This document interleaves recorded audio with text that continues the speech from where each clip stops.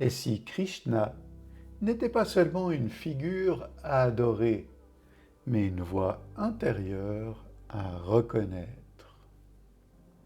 Tu peux pratiquer le yoga pendant des années, sans jamais rencontrer celui que la tradition appelle Yogeshvara, le maître du yoga.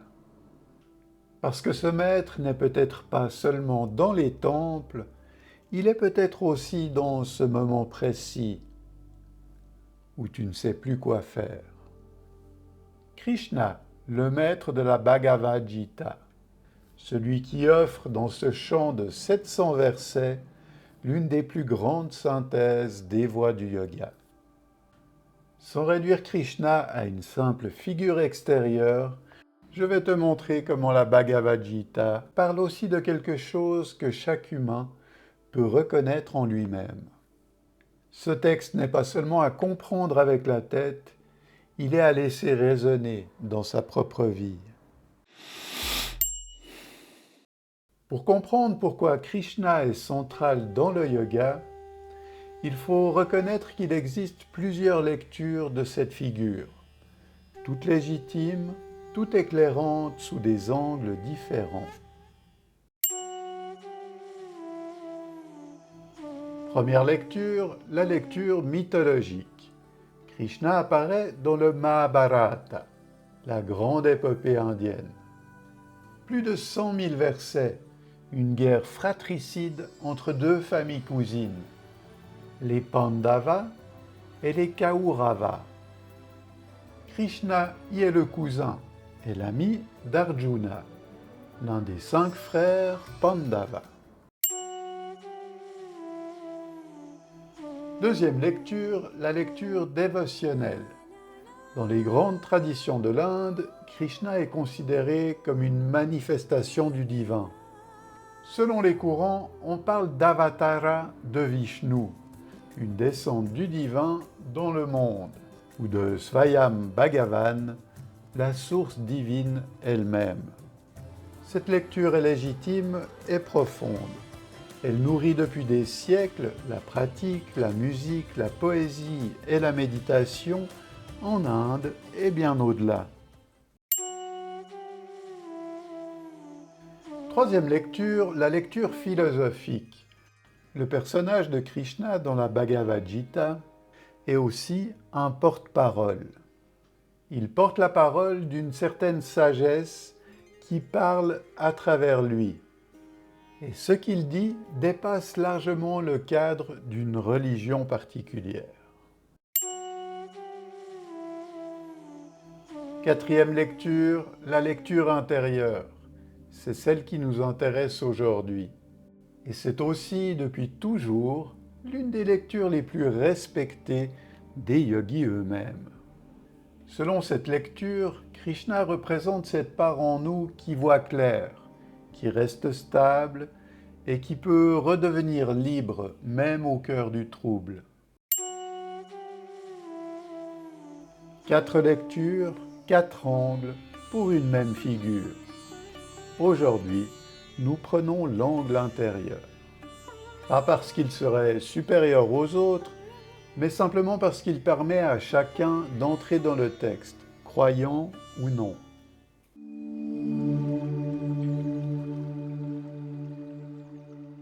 Avant d'aller plus loin, arrêtons-nous sur le nom lui-même, Krishna.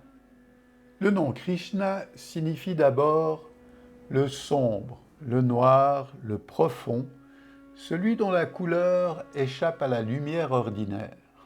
Dans certaines lectures traditionnelles, son nom est aussi rapproché à l'idée d'attraction. Krishna serait celui qui attire le cœur, l'attention, la conscience vers une profondeur plus grande. Mais physiologiquement, le sens premier reste le sombre, le profond, le mystérieux.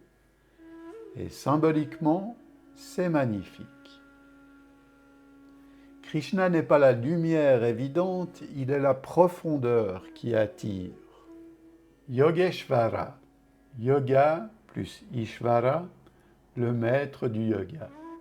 C'est l'épithète centrale de cette vidéo. Parata Sarati, le conducteur du char de Parata, c'est-à-dire d'Arjuna. C'est dans ce rôle précis que Krishna transmet l'enseignement de la Gita. Et tu vas voir que ce détail est plus profond qu'il n'en a l'air.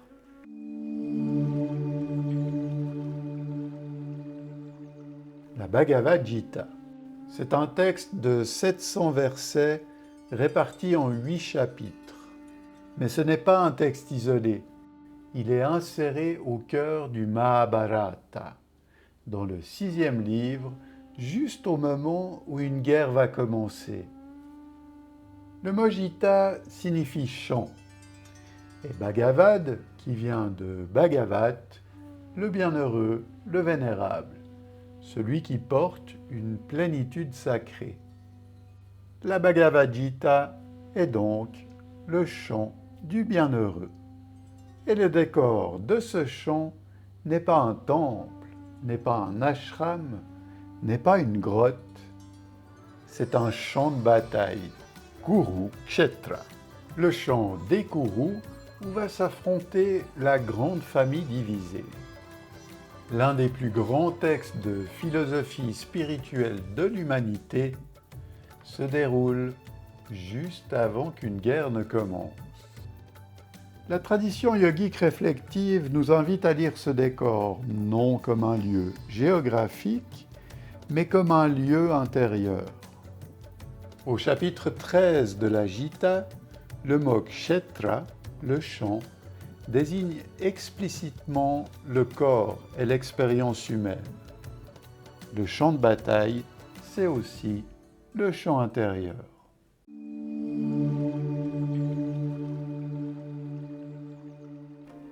Au moment où la Gita commence, Arjuna est sur son char. Il regarde l'armée d'en face et il voit ses cousins, ses oncles, ses anciens maîtres.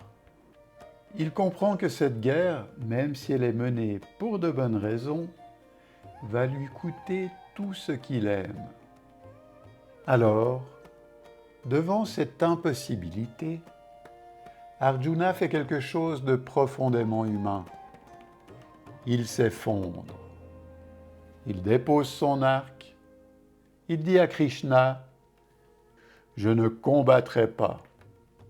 C'est le chapitre 1, versets 46 et 47 de la Bhagavad Gita. Arjuna laisse tomber les armes, le cœur empli de douleur. Et c'est exactement à ce moment-là que la Gita devient universelle. Parce qu'Arjuna, paralysé, incapable de choisir, déchiré entre des devoirs contradictoires, c'est tout être humain à certains moments de sa vie. C'est nous, devant une décision impossible, devant une situation où aucune option ne semble bonne, devant un conflit intérieur qui paralyse. Tu reconnais cette expérience? Si oui, alors la Gita ne te parle pas d'un guerrier d'il y a 2000 ans, elle parle de toi. Et c'est là que Krishna prend son rôle exact. Il n'est pas devant Arjuna en train de le sermonner, il n'est pas derrière lui en train de le pousser, il est à ses côtés, sur le même char, et il tient les rênes des chevaux. Parata Sarati. L'Auriga, le conducteur du char, celui qui tient les rênes. Cette image n'est pas seulement narrative, elle est philosophique. Elle vient d'un texte encore plus ancien que la Gita elle-même. Dans la Keta Upanishad, 1er Adhyaya, 3e Vali, versets 3 et 4, un sage nommé Yama explique au jeune Nachiketas « Connais l'Atman comme le maître du char. Le corps est le char, l'intellect est l'Auriga, le mental est les rênes, les sens sont les chevaux, les objets des sens sont les chemins. » Et tu vois alors ce que devient la scène dans la Gita. Arjuna sur le char, c'est nous, le moi conditionné, hésitant, qui essaye de naviguer dans le monde. Le char, c'est notre corps et notre vie. Les chevaux, ce sont nos sens et nos pulsions.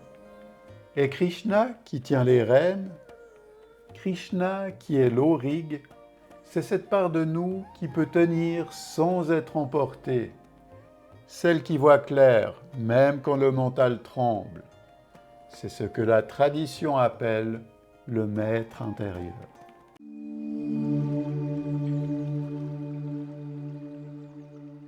Quand on parle de yoga aujourd'hui, on pense souvent asana, pranayama, méditation. Mais le yoga dans la Gita n'est pas d'abord une technique, c'est une manière d'être au cœur de la vie. Chapitre 2, verset 50, une phrase essentielle. Yoga, karmasu, kaushalam. Le yoga est l'art juste dans l'action. C'est ce que tu deviens dans tout ce que tu fais. Et c'est pour cela que Krishna est appelé Yogeshvara, le maître du yoga. Dans la Gita sont exposées pour la première fois ces grandes voies qui seront plus tard systématisées en 4 familles. Karma Yoga, le yoga de l'action. Tout être humain agit. On ne peut pas ne pas agir. Karma Yoga, c'est agir sans s'attacher aux fruits de l'action. Verset 2, 47. Karmanyevadi karaste, mafaleshu kadachana. Ton droit est dans l'action seule, jamais dans ses fruits. Tu fais ce qui doit être fait, aussi bien que tu peux, et tu laisses le reste suivre son cours.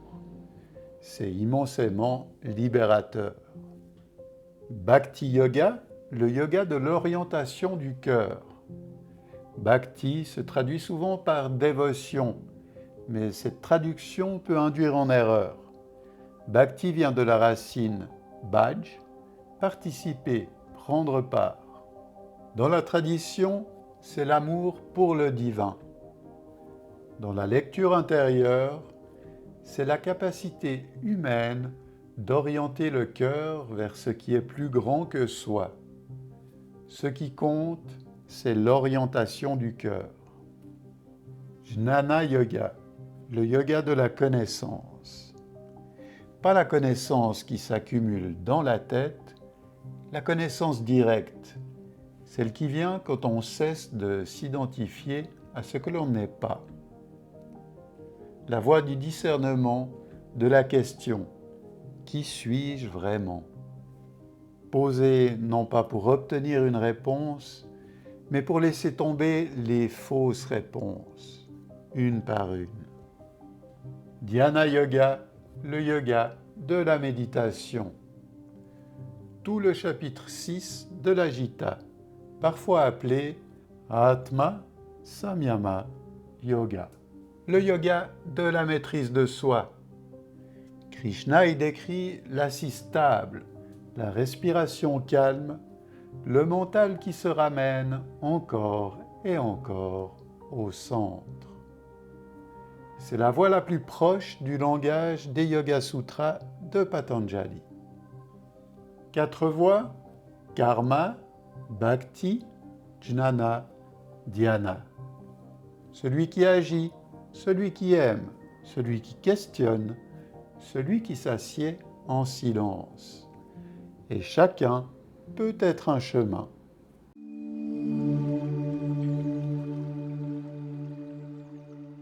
Maintenant, arrêtons-nous sur le verset qui change tout. Bhagavad Gita, chapitre 6, verset 5. Udared Atmanatmanam, Natmanam avasadayet. Que chacun s'élève par ce qu'il a de plus conscient en lui, qu'il ne se laisse pas s'abaisser. Car soi-même peut devenir l'ami du soi, comme il peut devenir son propre obstacle. lis ce verset lentement. Personne ne peut le faire à ta place. Pas même Krishna. Pas même un maître, pas un livre, ni même une vidéo. Ils peuvent éclairer le chemin, ils peuvent rappeler la direction, mais le pas intérieur appartient à chacun. Et c'est précisément cela qui ouvre la lecture intérieure de Krishna. Si le soi est l'ami du soi, alors Krishna, le maître du yoga, n'est pas seulement une présence extérieure à atteindre, il devient aussi cette part en chaque humain qui sait déjà. Cette part calme, cette part lucide, cette part stable, celle que les difficultés n'atteignent pas vraiment. Quand la Gita dit « Krishna parle à Arjuna », elle décrit aussi quelque chose qui se passe en nous. L'Arjuna en nous hésite, pleure, doute. Le Krishna en nous écoute, clarifie, attend. Et la pratique du yoga, au fond, c'est apprendre à entendre cette voix-là.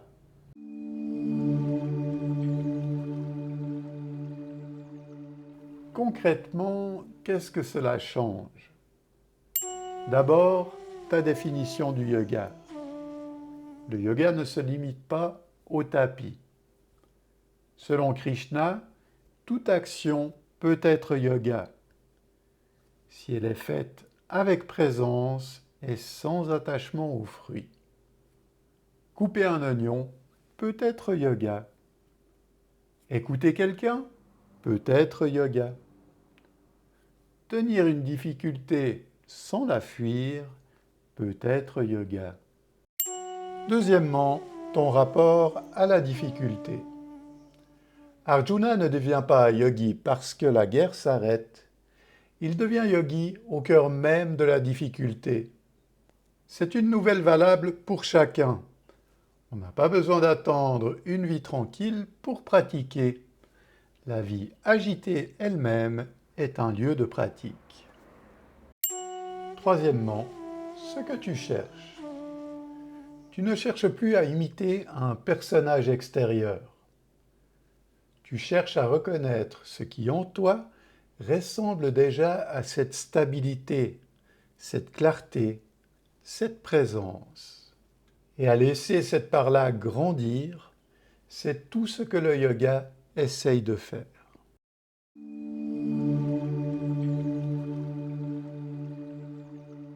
À la fin de la Gita, Krishna dit à Arjuna « Je t'ai donné la connaissance la plus secrète. Réfléchis pleinement et fais comme tu le souhaites. » C'est le verset 18, 63. Ce n'est pas un ordre, ce n'est pas une obligation, c'est une invitation. Le maître ne remplace pas le pas du disciple, et c'est là la grandeur de cet enseignement. Krishna donne, Arjuna choisit. Le maître ne vole pas la liberté du disciple, il la rend possible. Voilà pourquoi Krishna est appelé Yogeshvara.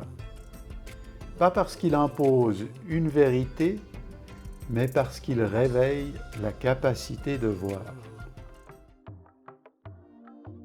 Que tu lises Krishna comme une figure divine, comme un personnage mythique, comme un porte-parole philosophique ou comme un symbole intérieur, tu touches au cœur du yoga. Parce que la Bhagavad Gita peut être lue par les croyants comme un texte sacré et par les non-croyants comme un immense dialogue sur l'action, la crise, le discernement et la liberté intérieure. C'est un texte qui s'adresse à quiconque a déjà fait l'expérience d'être paralysé devant la vie et qui cherche à l'intérieur de quoi se relever.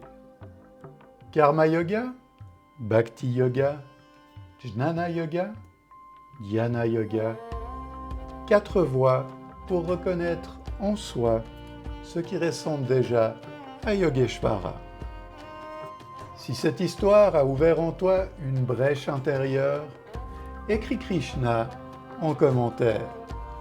Et si tu penses à quelqu'un qui se tient aujourd'hui comme Arjuna sur son champ de bataille, hésitant, épuisé, incapable d'avancer, partage avec lui cette vidéo.